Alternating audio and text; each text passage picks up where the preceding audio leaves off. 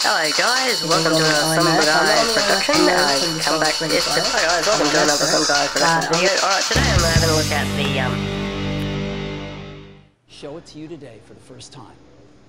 And we call it... Coming up on the show, we look at Apple's new toy, the iPad. Is it worth getting? It's just like this.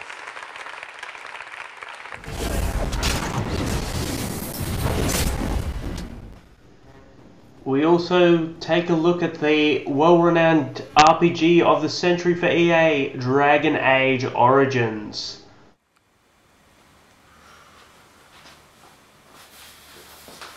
Hi guys, welcome to another Some Guys Productions video, and the first for the year. Happy New Year, 2010.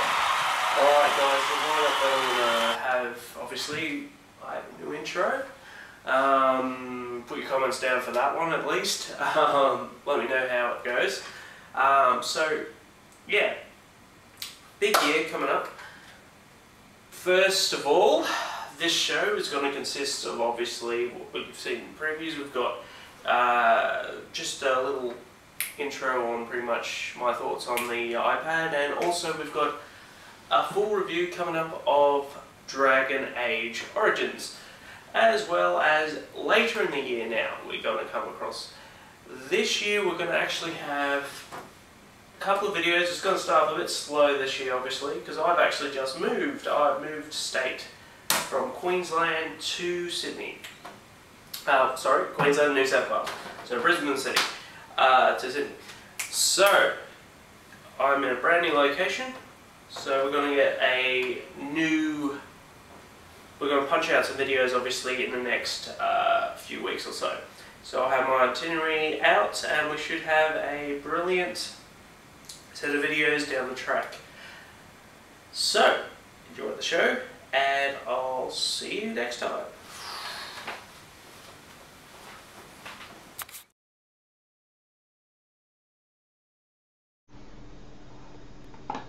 Okay guys, the iPad, obviously it came out, it was announced last week, sorry, for the first time. Now initially when I first saw it, it was running live anyway, I actually saw it live about 5 AM in the morning when it was done, and Megamac TV, he actually did a Ustream of it live. We pretty much did he did the breakdown of it pretty much when it was going live. Every event we had when the iPad came through, we saw pretty much on a instant. So yeah, good job Megamac TV. You did very well on that Ustream, even though you had a few issues there and again with Ustream, but that's to be expected because it's Ustream obviously. But of course, one good thing about the iPad is, well, let me start from the beginning. Initially, iPad to me was just, when I first saw it, I just thought, no, it's just a big iPod, big disappointment. Now a lot of you have probably thought that straight away. You looked at it, thought, no, big iPod Touch. Now, in a lot of ways, yeah, it's sort of a big iPod Touch, but when you drill down to it, it is what they say it is. Pretty much is better than an iPhone or an iPod Touch, because bigger screen, got better processor speed, it's got better graphics, it's probably even got better runtime applications. The ability to do more stuff on it it's a better iPod Touch.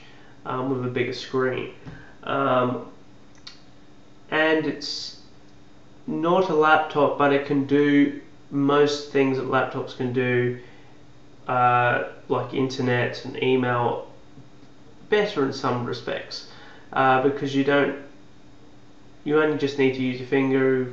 There's no real complication in using it. You can pretty much have it any other way. You know, it's fully rotational. You can hold it any way you want, pretty much. Will I be getting an iPad. Well, I have to say, I am convinced over the last couple of days that this is a pretty good device. Like, I read a lot of books and that sort of stuff. I would like to have a device where I can just stick all my books on there and be able to read it in a light little device and just stick anywhere and have all my book collections with me at all times and just be able to read it on a clear, crystal clean screen without having to bring in books and shoving in my bag, you know, big thick books. It's usually an annoyance, if that makes sense. And this piece of technology, I can see the potential with the bookstore in it. So here's Steve Jobs in the keynote here. So he's talking about obviously the iPad, how good it is and that sort of thing. So that's Google Maps, obviously. Joey. Here is the I am impressed by the fact that Apple decided to put a full suite of iWork on there, because it just shows the potential that they can actually put something like iWorks onto a device like the iPad, which may give you the future of which Microsoft may even put Microsoft Office, a version of it, on the iPad. If it's probably unlikely because Microsoft have a shitty version of Office on Mac OS anyway. So I really highly doubt that they actually go into that. Let's face it, they don't exactly contribute to the whole development of the App Store in iPhone for argument's sake. So I'm pretty sure they won't contribute to the iPad. But other than that, I really do think this is a revolutionary product, even though it does look like a big iPod Touch. Things they could have actually put in, I'd have to say, they could have actually put in something like, I don't know, a built-in camera. Seriously, that would have been nice. Possibly one USB port would be nice. Hell, even an SD card slot built in would have been nice. I know you can get the accessories for it, I'm not disputing you can't do it, but yeah, there are a few things could have improved, but this is the first generation of it, so it can only get better from here if it does well, obviously. But yeah, that's pretty much my thoughts on the iPad. But this time, probably around March or April, I'll either get the Wi-Fi version or the 3G version, or both. I actually think getting a couple of these would be actually useful, to have, you know, one in a room, or just pick one up and do stuff like read the newspaper, or just do something on it. It just looks like you can just pick one up and do something with it without having to resort to go to your computer and do it like that.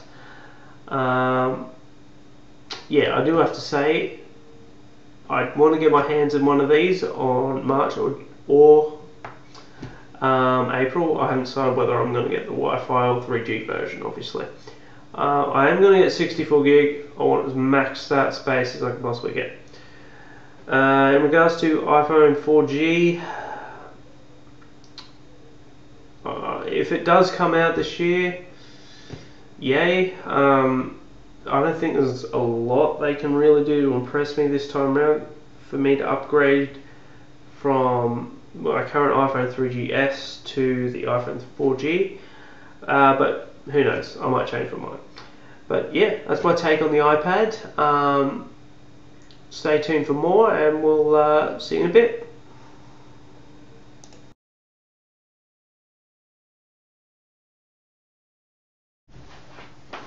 Hi guys, and welcome to this video. And yes, we're looking at a game called Dragon Age Origins for the Mac.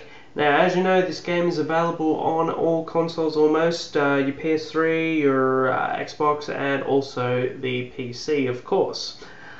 The brilliant thing is about this one, there is also obviously the Mac version of it.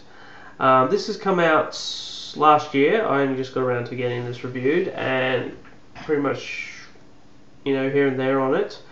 So the makers of this game are from BioShock, who are the makers of pretty much Mass Effect. BioWare are pretty much the makers of Mass Effect and BioShock, and all that great stuff, but they're only developers. Publishers are Electronic Arts, so EA. Now we know from past games that were made on Macs from EA have resulted in utter disaster, even on PC. For role-playing games is what I'm talking about.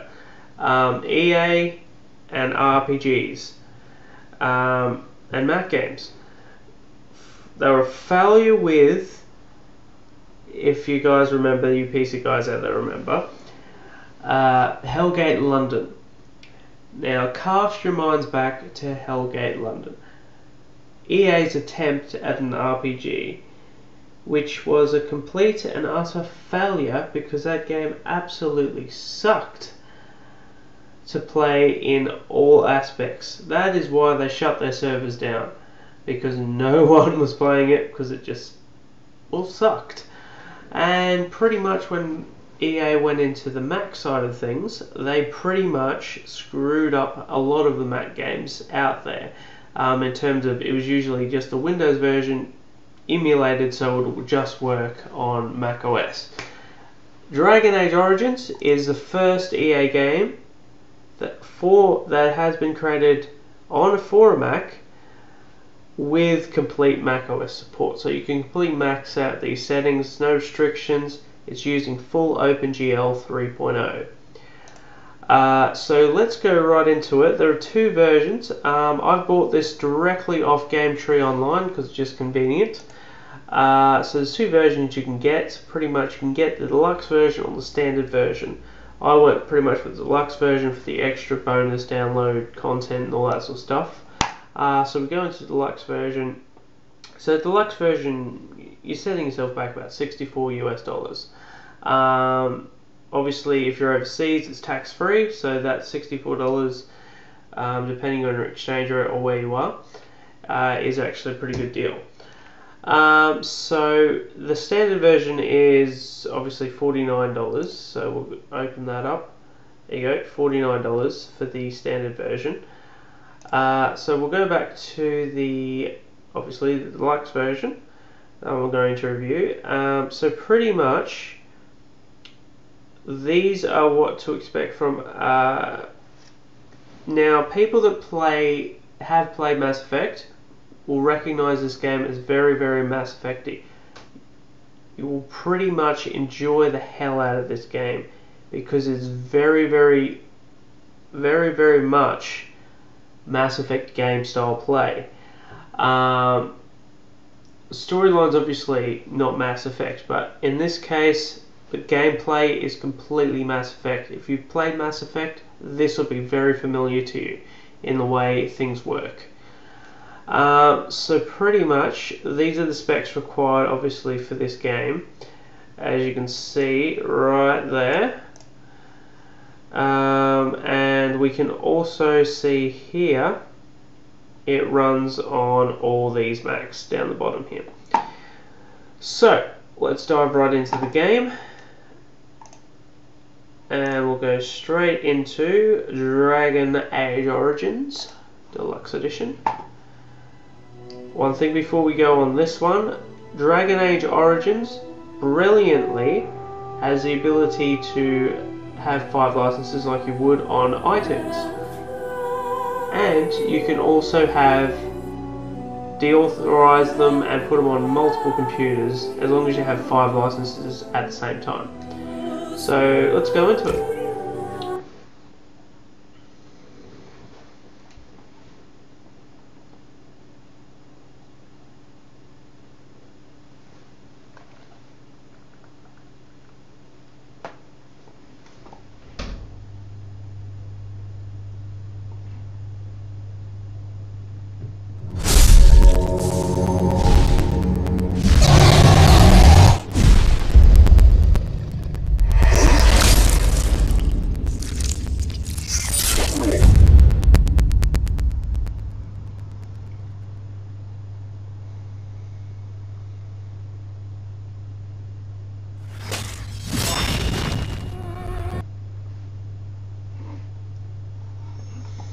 Okay, first up, this is the main menu.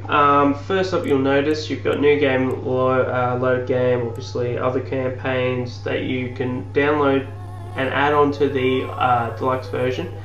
Plus you've got downloaded content, so weapons or whatever, you can actually download directly into this particular one. As you can see here, you can actually go, when I have my account set up, you'll be able to see you can download external content directly into this game via your online EA profile, obviously.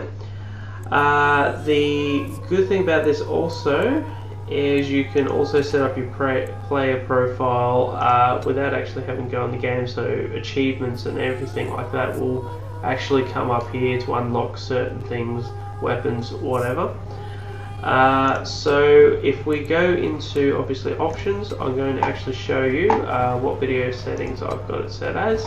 This is on my Mac Pro 8 core 2009 model, obviously, with GTX 285 in it. So it's running at 2560 by 1600 resolution, so it's completely maxed out on my 30-inch.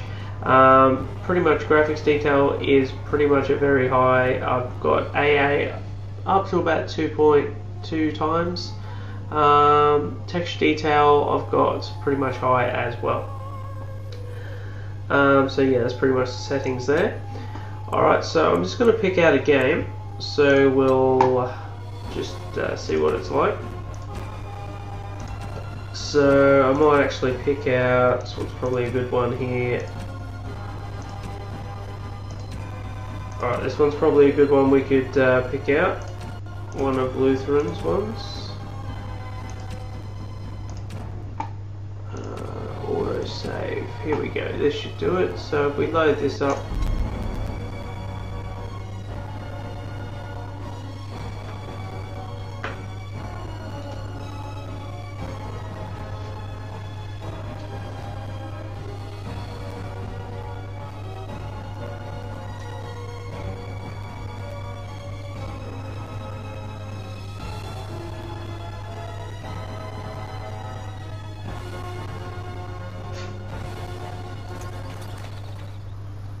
Okay, here we are. Obviously this is my character here. I'll show you guys how to customize your character and all that sort of thing as per that. This is pretty much my squad. You'll notice this actually comes from very much from Mass Effect. If you're a Mass Effect fan or you've played Mass Effect, this will be very familiar to you. Your squad comes up on the left here, pretty much. And you can customize that squad to what you want. And as an added bonus to the feature of having a squad, you can actually be any one of the squad you want to be. So here's my main character here, obviously, but if I want to be him, I can, and I have access to all the full powers there as well. Okay, if I want to be her, obviously, and I've got all access to their inventories as well. So if I hit the I button, which is classic inventory for RPG, well, you can see here we've got everything from our non-plot items, our weapons, obviously cash to buy stuff. We've got our armor here, we've got accessories that you can just add. Obviously enchantments, craftings and all that sort of stuff you can make straight from here. So pretty much, obviously always spells it all here in macro to your keyboard. So I'll just show you how this actually works. So we're actually going to go and pick a fight. Okay.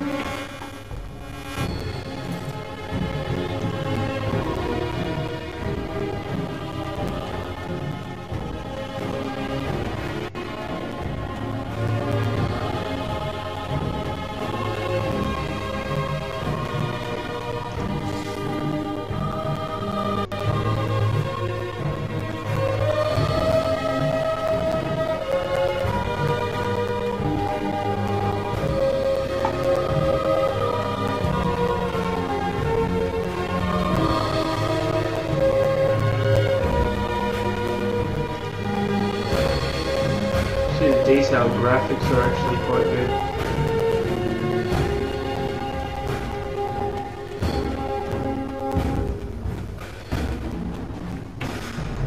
Desperation is an ugly perfume.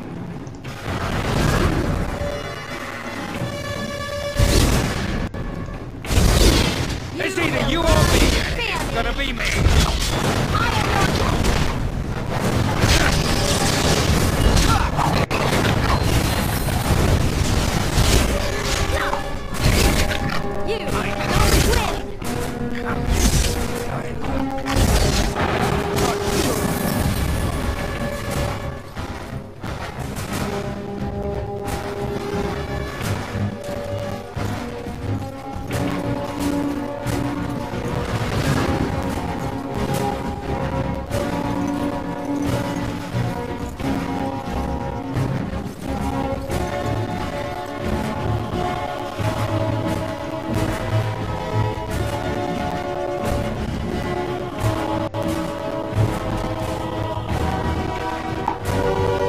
Alright, that's pretty much Origins, Dragon, yeah, Dragon Age Origins. So let's show you the profiling schema you can actually do on this to customize your character. So we'll hit New Game.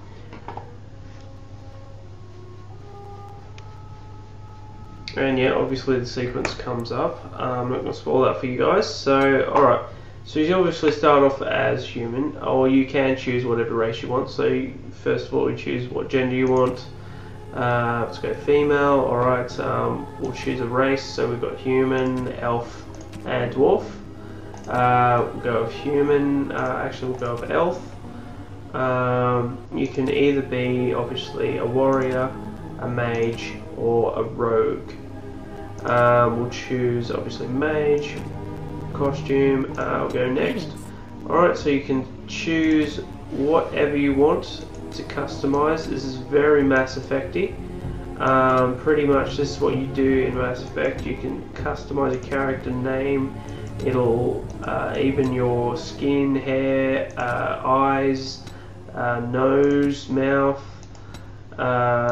jaws, neck, portrait, even voice. You can actually choose the voice even that you want to actually have. The specific name you want to actually call her, whatever, you can customize it down to its very last thing. So I'm going to go straight out of this because I've already got a character, I don't need another one. And yeah, that is pretty much Dragon Age Origins to a T. I'll let you guys know once I've actually got this finished down the track and give you a complete score out of it. But from now, what I've played on it, I would say this is a cross between Mass Effect and World of Warcraft. Just doesn't have the online component, which I would have liked, and for that I give it pretty much an 8 out of 10, so it's not too bad to actually have.